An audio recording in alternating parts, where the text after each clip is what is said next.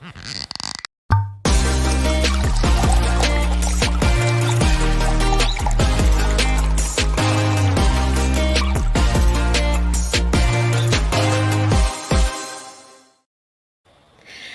so much for joining us this afternoon. For those of you new to the show, my name's Missy Wilson. I'm second generation winery owner at Cedar Ridge Vineyards in Kutztown, and I've been enjoying the Pennsylvania wine world for almost 20 years now. As we're starting to head into the middle of the summer, it's a great time to get out and enjoy all that Pennsylvania has to offer.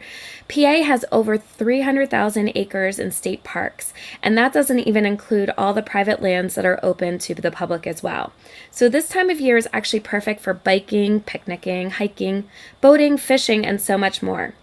As you're planning your outdoor adventure, remember that you can find a winery close by to your location, and it's a great way to relax and cool down after you've enjoyed the outdoors. A perfect way to find a winery close to you is actually visiting the Pennsylvania Winery Association's website at pennsylvaniawine.com. Not only can it help you build your itinerary, but it also has great articles about wine, pairing wines, and so much more. Today we're going to give you some suggestions for 2 great outdoor locations to enjoy and then beat the heat afterwards with a trip to the winery. We'll be starting on the western side of the state, talking with Janice from Visit Erie about all there is to do at Presque Isle State Park. And then after you relax on the lake, you can stop by Lakeview Wine Cellars for a tasting or a glass of wine, all while enjoying a beautiful view of Lake Erie. And then we're going to be heading east to talk with Sean of Hawk Mountain. From there, you have several options of wineries to enjoy in both Berks counties and the Lehigh Valley. And we'll be talking about Trout Winery just minutes away from Hawk Mountain. I'll also give you guys a few other suggestions of places to visit throughout the state, plus all the wineries that are close by. So let's start planning your outdoor adventure in PA today. So with the warm weather upon us, we're all looking for ways to cool down. And whether you're local to Western Pennsylvania or you're looking for a great way to spend a few days away from home without having to travel too far, Lake Erie and Presque Isle State Park is a wonderful option. I'm excited to have with us today Janice from Visit Erie to tell us a little bit more about Presque Isle State Park, activities that are available, and a few additional places you can enjoy while visiting Erie. So thanks so much for coming on and joining us today, Janice.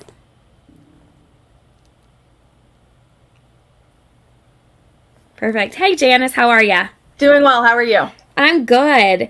So first of all, one of the greatest parts about Presque Isle State Park is that it has free admission and it's open to the public on a daily basis throughout the year, correct? Yes. So sun up to sundown, you can go do the loop, and it's nice to have that 365 days out of the year. So tell us a little bit more about like the geography of the park and where it sits and what people can kind of expect when they go there. So Presque Isle State Park, it is a peninsula that sits on Lake Erie, and it is very large. It's 3,200 acres, which it's 7 miles of beaches, and it is ADA accessible on 2 of the beaches, which is nice. That's great. So obviously, since it's on Lake Erie, there's so many options when it comes to enjoying the water. What types of activities are available for people looking to spend some time actually cooling down on the lake itself? So yes, you could spend a whole entire day on Presque Isle State Park. There are 7 beaches that are guarded out of 11 total beaches, so that's nice. You can, of course, do the usual swimming. We have boating. You can do kayaking, canoeing, and what's nice is you can rent all of that on Presque Isle State Park. So we have the yellow bike rentals that rent your bikes, your aqua trikes, your surreys, and then we also have Presque Isle boat rentals on there that does like your canoes and kayaks and motorboats. So there's a lot of different options. Great. So people who would prefer not to get wet for the day, they have great options. Like you said, they have motorbikes, you said, and bicycles. And are there hiking trails as well that people can kind of walk through the park too? There are. So what's nice about Presque Isle is it goes around the whole entire park, and it's a multi-purpose trail. So, and then there's also, you can go off the trail and do your hiking, but there's also historical things on there. We have Perry's Monument that's on Presque Isle State Park, and that is for, it's commemorated the Battle of 1812, and that's on there. And then we have 2 lighthouses that sit on Presque Isle State Park.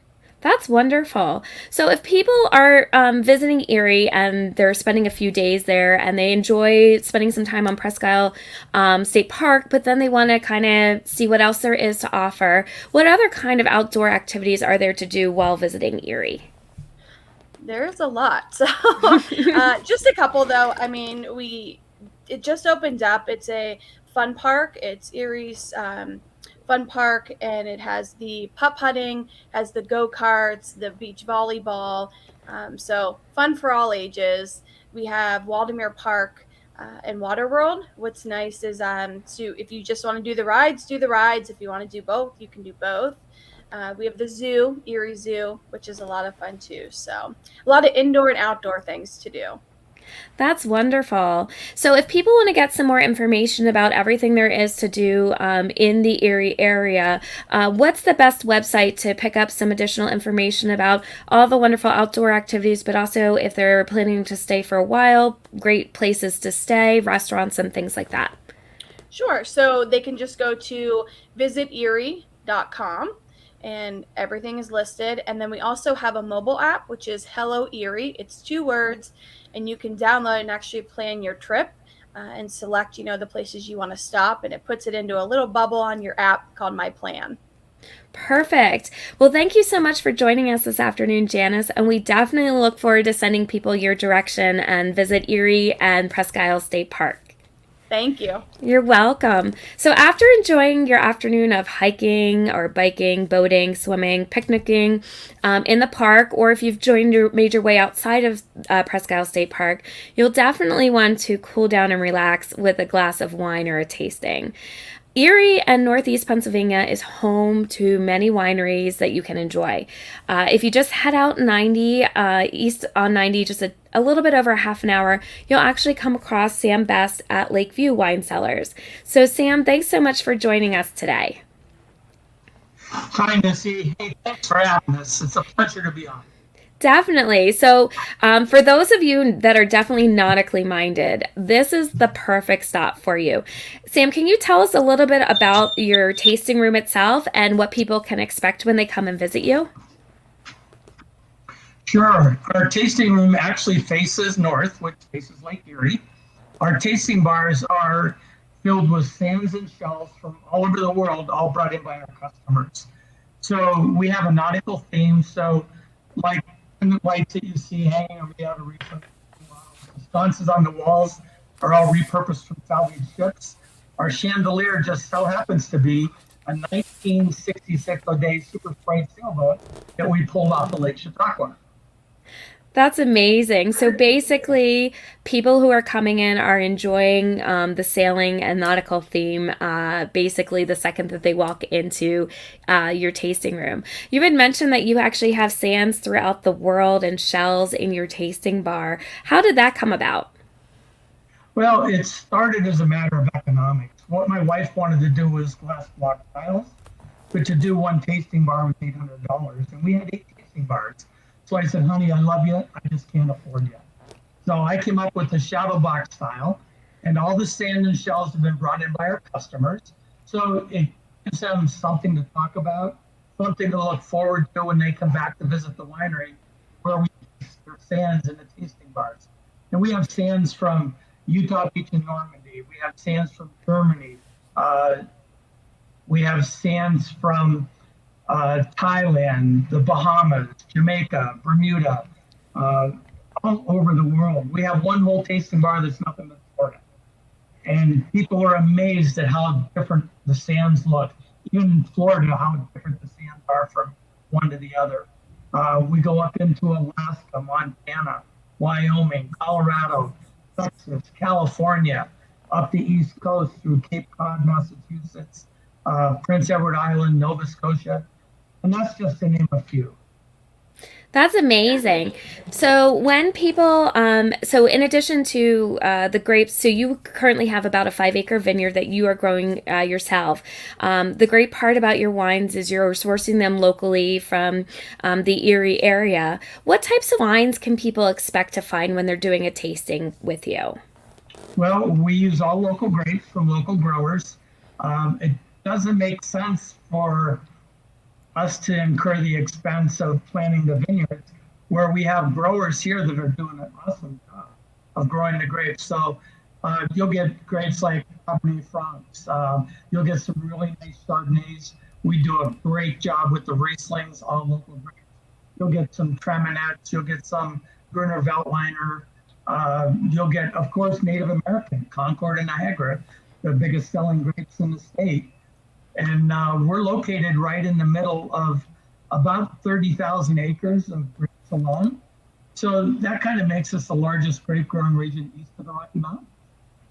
That's great. So, in addition to your single varietals that you actually have some really great and fun wines and blends that definitely pull in the nautical theme that you have going on. So, what are some of those that you can definitely suggest to people to try?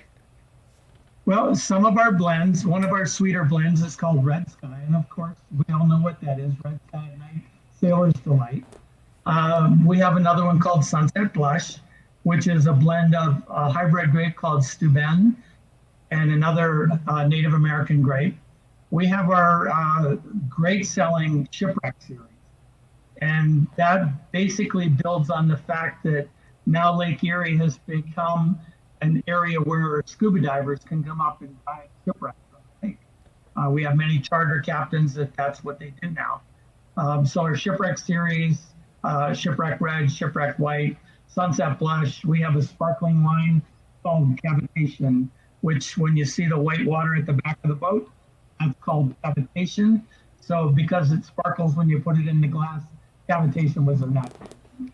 That's amazing. So, in addition to your beautiful tasting room and the fun names that you have that really pull into the whole aspect of being in the Erie area, you also have amazing outdoor space as well, correct?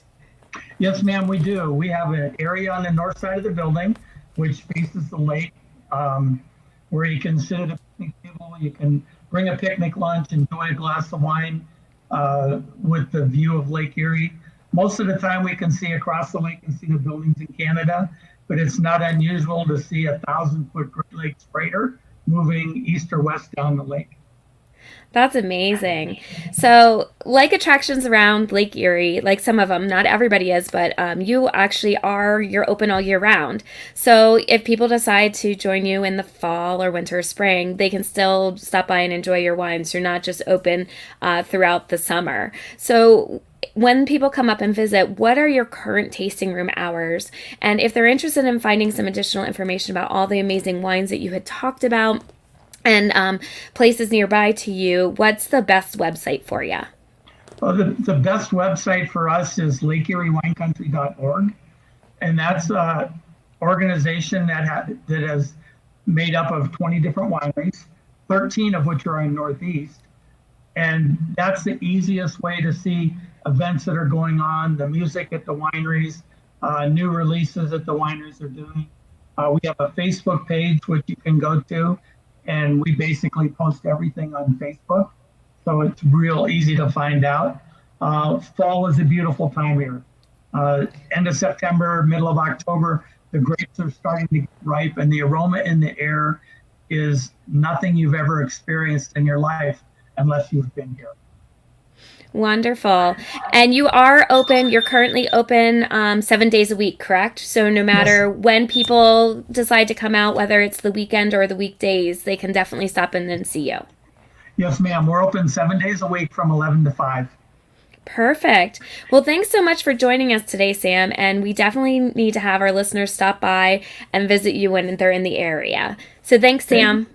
Missy, thank you for having us. Have a great day. Thanks, you too. So Pennsylvania has many different types of outdoors activities to offer throughout the entire state. We're focusing on Erie and the Lehigh Valley today during the podcast, but there are so many other great options of places to head out through the entire year. So we're going to head from east to west and let you know a few different interesting places that you can try out and then some wineries that are located close by. So let's start in Wayne, which is a suburb of Philly. So if you're in the Philly area, just a few miles outside of Philly, you can enjoy the horticulture and flowers of the Chanticleer Gardens. There are 35 acres that are open to the public. They have 7 horticulturists on staff. They do house and garden tours on Fridays and Saturdays and self-guided tours Wednesday through Sunday. After you enjoy the amazing gardens and the serene place, you want to stop by Grace Winery. They're open Wednesdays through Sundays as well, and Fridays through Sundays rather. And you can enjoy a glass of wine or a flight, and they also actually have an inn and a restaurant on site as well. If you head west a little bit further towards the center of the state, you can enjoy Penn's Cave and Wildlife Park. It's the perfect way to beat the heat of the summer. They have cave tours with an all-water cavern that's given entirely by boat. If you would prefer to do wildlife, they have a nature tour with a variety of Native American animals. They have bison, bears, timber wolves, and so much more. And they also have a butterfly garden for you to enjoy. After your stop there, you can enjoy a variety of wines at Mount Nittany Winery, Seven Mountain Wine Cellars, or Juniata Valley Winery. A little bit further west, you have Elk and Cameron counties that offer actually elk viewing in their natural habitat throughout the entire year. Benezet is the heart of elk country, and within 20 miles of the town, you can enjoy wines at Golden Hill Winery, Elk Mountain Winery, and Copper Fox Winery. Lastly, if you're looking to enjoy some outdoor time while in Pittsburgh, the Three Rivers Heritage Trail is perfect. It's great for biking, walking, or running. It's a 33-mile trail that has segments on both banks of the Allegheny, Monongahela, and Ohio rivers. And just a quick drive out of the city, you can enjoy wines from Kavik Winery or D&O Wine Cellars.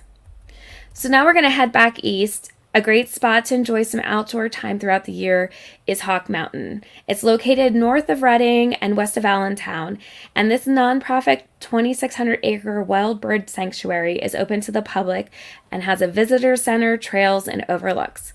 Today, I'm happy to have with us the president of Hawk Mountain, Sean Grace. Thanks so much for joining us this afternoon, Sean. Well, thanks for having me, Missy. Definitely. So Hawk Mountain actually prides itself in being a sanctuary for raptors. Can you tell us a little bit more about what raptors are and actually why Hawk Mountain is the perfect spot for them? Well, raptors are birds of prey, and since 1934, we've been studying daytime or diurnal species of raptor.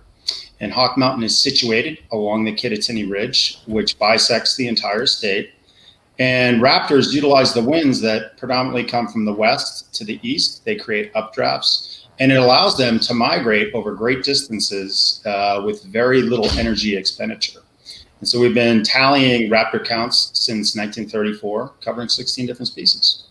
That's amazing. So you actually offer a lot of educational programs that are free with the purchase for people to join you for the day, either whether it's a daily pass or a seasonal pass, yearly pass rather. What kind of programs do you have that you offer that give a little bit more education about Hawk Mountain? So at Hawk Mountain, we actually have a 22-page calendar of events. I'll give you a quick little look at that. And so we have programs that go on year-round, and that covers the gamut from nature camps, birthday parties. We offer raptors up close, where you can see a raptor live and on the fist. And we actually offer somewhere in the neighborhood of 10 different programs on weekends that are free for people that come here to the sanctuary and visit and either get a trail pass or become members. We have about 10,000 members, but we really have an incredible diversity of programs, and I'd be happy to talk a little bit more about those. We have the Winter Artisan Series.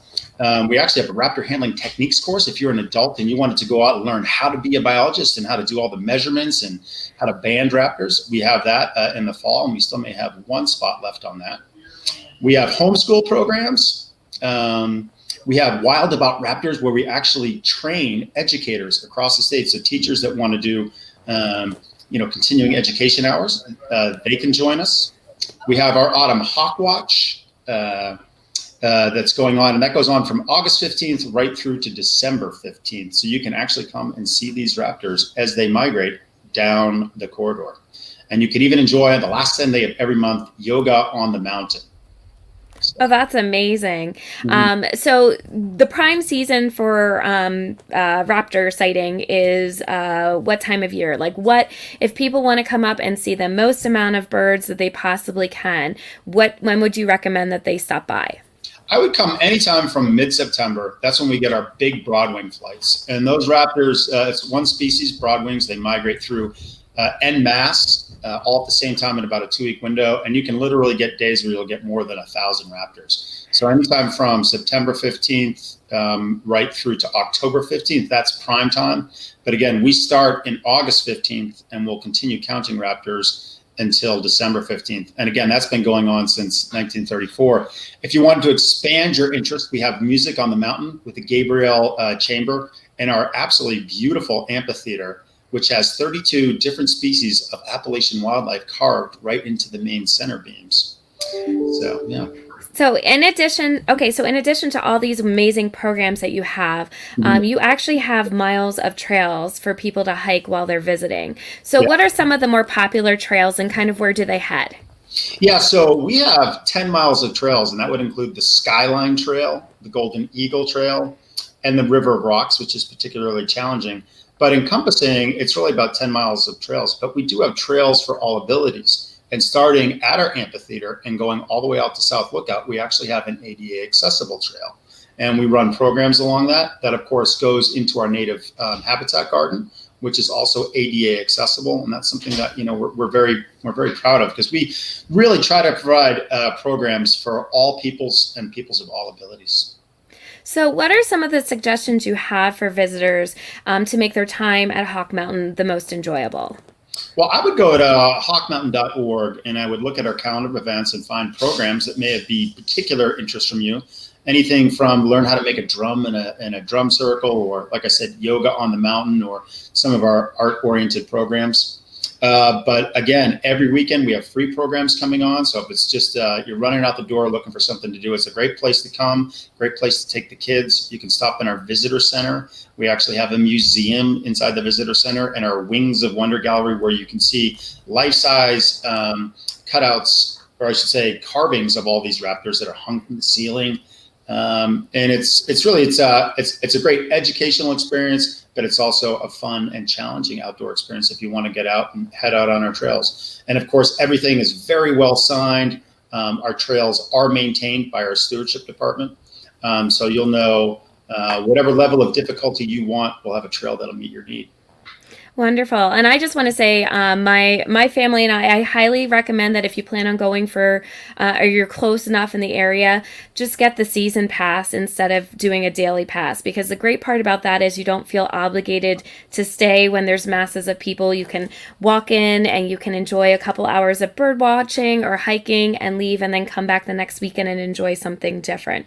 So I definitely recommend, if you are close enough by, and I would say close enough would be like within an hour or so, that you plan on going several times throughout the course of the year, season pass is definitely the way to go, especially with a family. Well, thanks for that. And we have something like 10 member-only events, so you can come by and see that. And also coming up on August 13th, we have Birds in Brew, and we would love to see some wineries. It's mostly geared towards the local brewers in the region, but that's a fun event as well. It's a catered event, and limited number of people can get in. Wonderful. So when people are looking for the ticket, and you can do online ticket price sales, right? So people can purchase tickets in advance to make their lives easier. So for any of their online tickets or season passes, and your hours and everything, you said your website was again? www.hawkmountain.org. Perfect. Well, thank you so much for all the information. And I definitely, whether it's over the summer or in the fall when you really want to see the hawk migration, I definitely recommend stopping by Hawk Mountain to really enjoy the beauty of outdoors in PA. So thank you so much, Sean. Hey, again, thanks for having me. And from our lookouts, you can see many of the wineries in this region. So yes, yeah. We are blessed to have, it is a fairly large winery area around Hawk Mountain. So the Lehigh Valley is a great place to come and visit, especially for outdoors. So thanks, Sean. Thank you. Have a lovely day. You too. So just minutes away from Hawk Mountain, we suggest visiting Trout Winery. Similar to Lakeview Wine Cellars, all visitors will actually enjoy the space, both indoors and outdoors, in addition to the wine. Unfortunately, we were having some technical issues with Kim today, who's an owner of Long Trout, but we definitely still want to include all the information about them on the program for you guys. So basically, Long Trout it calls itself a unique bohemian wine boutique. And for many of you in the area or outside the area, it is definitely a winery that I suggest everybody visit one time.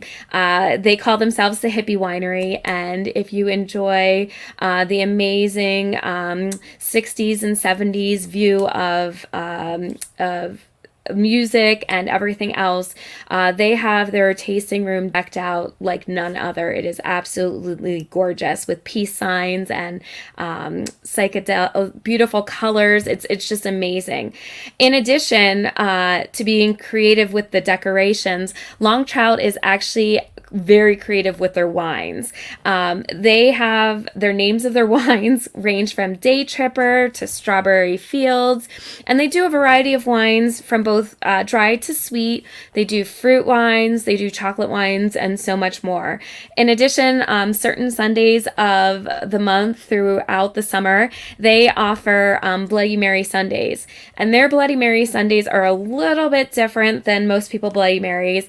They actually make two different types of wines that they blend into their Bloody Mary. I believe one's a tomato wine and one's an onion wine. So you get to enjoy a Bloody Mary specifically from wines that they produce themselves on site. In addition to their amazing outdoor space, they also offer something that I don't think any other winery throughout the state offers. They have a disc golf course that is open to the public. It is an 18-hole disc golf course, and it's open and available for people to use whenever they're open. And it is a free disc golf course. They are currently open on Wednesdays evenings from 6 to 9 p.m. They're open on Saturdays from 12 to 6 and from Sundays from 12 to 5. If you're interested in getting some additional information about all their fun and amazing wines, pictures of their website, as well as confirming hours and what they have going on site, their website is longtroutwinery.com. It definitely is one of the wineries while you're at Hawk Mountain. I highly recommend that you go and visit. It is an amazing experience, and Kim is an amazing host, so I definitely recommend joining them at Long Trout Winery. So I hope today's episode has gotten you excited to head out and explore the great outdoors of Pennsylvania.